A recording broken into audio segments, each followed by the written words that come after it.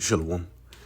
And I want to start off by giving all the praise, honor, and glory unto Yahweh, Bahashem, Yahweh Shai, Bahashem, Wachach, Wadash. Double honors to my teachers, the apostles and elders of Way Millstone, and salutations to you, Akim, that's out there listening, pushing forward this word with truth and sincerity, and your few Akwath as well, that's listening with sincerity. All right, today, just coming back to you guys through the spirit and power of Yahweh, Bahashem, Yahweh Shai. And also, I'm the brother Makaya from the Camp Gym, that's Montreal. It's going to be a fairly quick lesson on how that the kingdom of heaven will be here on the planet Earth. Okay? And that's indeed prophesied. All right, so let's start with this in Proverbs 11 and verse 31. It says, "Behold, the righteous shall be recompensed in the earth, much more the wicked and the sinner." You see, so it's telling you here that the righteous is going to be recompensed in the earth, man. Okay, the righteous referring to, first and foremost, the elect of the nation of Israel, but eventually all Israel will get to partake in that recompense, will get to partake in the kingdom of heaven. Okay, let's read that in the NLT. It says, "If the righteous are rewarded here on earth, what will happen to wicked sinners?" You see, so it says, if the righteous is rewarded here on earth, the reward will be on earth, man. Okay, because we know after the destruction happens, okay, the nuclear fire and the lasers from the chariots, destroys America and different lands that it's meant to destroy. We know two main lands that has to be destroyed according to prophecy is the land of Israel and America, but also other places are going to get hit too, right? And then after that, we're going to have to come back and, clean up the earth, okay? Delegate, like it says in Ezekiel, delegate men with continual, we're going to get that, man. Delegate men with continual employment to dig up them bodies, okay? To bury them bodies, okay? So, the earth is going to have to be cleaned up for us to establish righteousness on the earth, which will be the kingdom of heaven. Because, after the destruction happens, the earth will not be destroyed, man. Okay? Because scriptures say how that the earth abideth forever. You know what I'm saying? The Lord is not going to do away with the earth, and then here it is, the kingdom of heaven is going to be a city in the sky floating. No, it doesn't work like that, man. Okay?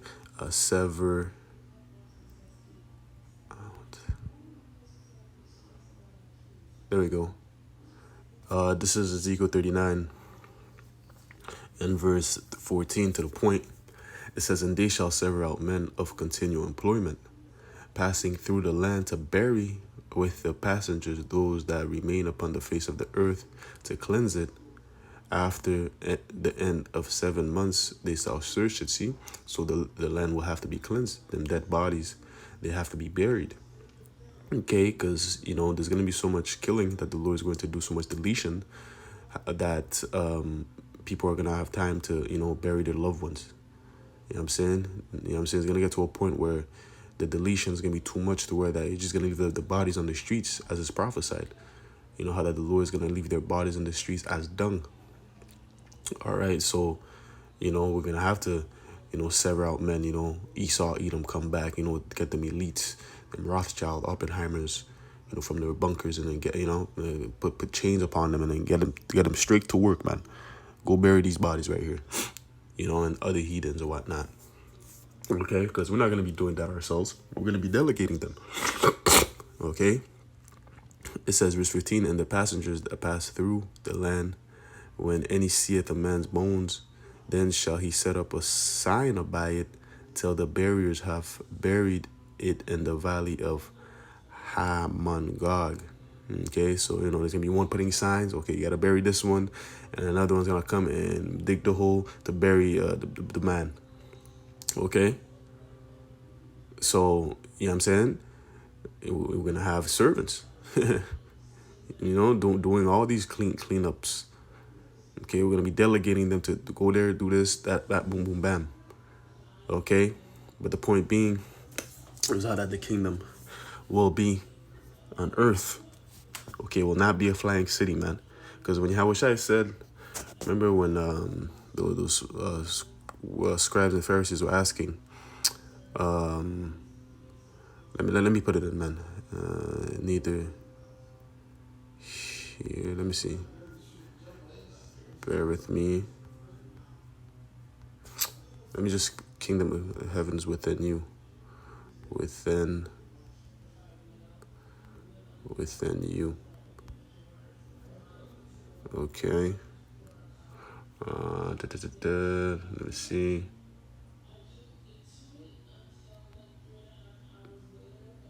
There we go. This is Luke 17 and verse 20. And when he was demanded of the Pharisees, when the kingdom of the Most High Yahweh Ba'ashem Yahushua should come, he answered them and said, the kingdom of Yahweh cometh not with observation. Okay, neither shall they say, lo here, or lo there, for behold, the kingdom of heaven is within you. What did he mean by that? Okay, what did Yahushua mean by saying, oh, the kingdom of heaven is not going to be here or lo there? Where does it's coming out the sky? No, the kingdom of heaven is within you. Referring to what? The fact that, we have this truth, man. Okay, that's the start of the kingdom, man. You know what I'm saying? Okay, you receiving this knowledge, that's the start. Because in order for you to be a ruler in the kingdom of heaven, you have to be groomed up first, man. That's what Yahushua meant by saying the kingdom of heaven is within you. You have the truth. Okay? Because really, it's us that's going to make up the kingdom. Okay? The body of believers, that's going to be the foundation of the kingdom, man. The elect, the 144, that's the governing body. That's the kingdom. That's what John saw, when he spoke about that city coming out the sky. That was the body of the elect, man. That was the kingdom of heaven right there. So already the kingdom of heaven is already here. The fact that we have this knowledge, that's the beginning stages of that, man. And eventually it's going to be made manifest physically in the physical, where things are actually established on the earth, man, when we're actually like in rulership. Okay. Oh, you know what? Let's get that Revelation as well. Okay, Revelation 21. Okay, Revelation 21 and verse 1, it says, and I saw a new heaven and a new earth, for the first heaven and the first earth were passed away, and there was no more sea. Okay, well, that new heaven and new earth which John saw was, the earth being renewed, a new rulership. Okay. It says the first heaven and the first earth were passed away, meaning that old government, that old rulership, which is that of Esau, Edom, is going to be done away with. 2 Nazareth 6 and 9. Esau is the end of the world, but Jacob is the beginning of it that followeth, man. Okay, that's what he's referring to. Now, not a Earth 2.0. Here it is, the Earth that we're currently on right now. It got blown up, so now there has to be a new Earth to be created. Now, the Earth abideth forever, as scriptures say. Okay, it says verse 2, and I, John, saw the holy city, New Jerusalem, coming down from Yahweh out of heaven, prepared as a bride adorned for her husband. Okay, so that new city, that New Jerusalem, is the body of believers, the men, the 144 coming down, okay, to come establish that order on the planet Earth, man. Okay, because Jerusalem, which is Yerushalayim in the Hebrew, it's a people before it's a place. Okay, that's what John saw. He saw us coming down with our new bodies. Okay, going to dig them, eat them out of them bunkers, them underwater retreats. Okay, and taking them out and to put them in chains, as is prophesied in Psalms 149. And going other places to establish Yahushua's rule, man, and how that, we're the top dogs now. Okay, that's what John saw. Not no city floating, coming down from the sky. Okay, it's men. As it's gonna go into in verse 3. And I heard a great voice out of heaven saying, behold, the tabernacle of the Most High is with men. You see, the tabernacle of the Most High is with men. So it's indicating here that it is indeed men. Okay, and he will dwell with them, and they shall be his people, and the Most High himself shall be with them and be their power. And that's a fact. Okay, Yahweh Hashem Yahushua is going to be in the midst of us. Okay, perpetually. Because what? We're going to be in complete order, in complete righteousness. Because we know that the Most High's eyes are too pure to behold iniquity. Okay, so the fact that we're going to be pure and just, having the laws within our inward parts, of course, it's going to be dwelling in the midst of us. That's why it says, we're not going to need the sun, nor the moon, nor the stars, but the Most High is going to be with us. Yeah, man. You see? So the kingdom of heaven will be on earth, man. Okay, because look at it this way, when the creation was made, earth was made to be a paradise. Okay, it was made to be a paradise. But, since Adam sinned, it turned into what we have here today, this hellish condition that we're living in. But, the main purpose of the planet Earth and, for us to be in it is to enjoy it. The Lord made that the garden eastward of Eden, right? Which is Israel. Okay, that's where we're supposed to be and enjoy everything that the earth has to offer, man.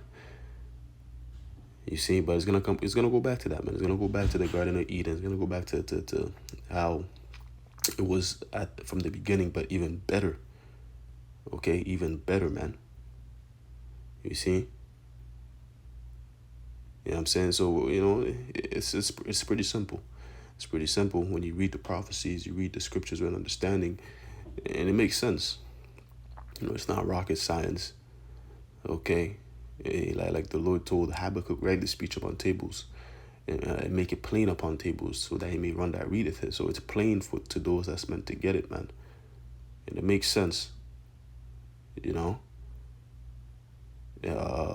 in Isaiah, it speaks about, the heathen coming to our gates and bringing the spoils continually, things of that nature. So it's showing you it's going to be here on earth, man. Okay, the Lord says he's going to enlarge in our borders, meaning Israel is going to be enlarged.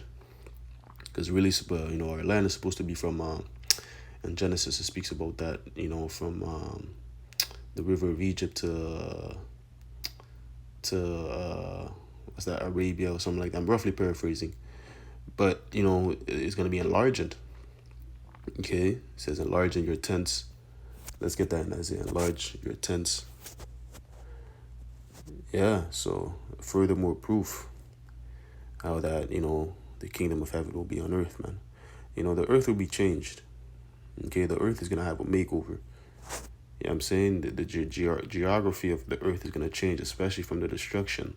The Lord did say it's going to make rivers, islands. Yeah, I'm saying, so it's going to be more landmass that's going to show up. You know what I'm saying? So, yeah, it's going to be a complete different place, man. This is Isaiah 54 and verse 2. Enlarge the place of thy tent, and let them stretch forth the curtains of thine habitation. Spare not, strengthen thy cords, and strengthen thy stakes. You see? So, I'm saying our tent's going to be enlarged. The earth will be enlarged. Okay? Things will not be the same. All right? But yeah, man, that was the point, man. Like I said, I was going to make this short. This was in my spirit. So, hey, I'm going to close it off there, man. By giving all the praise, honor, and glory unto Yahweh, Bahashem, Yahushai, Bahashem, Wachachodesh. Lord willing, this lesson was edifying. Until next time, I'm going to say Shalom.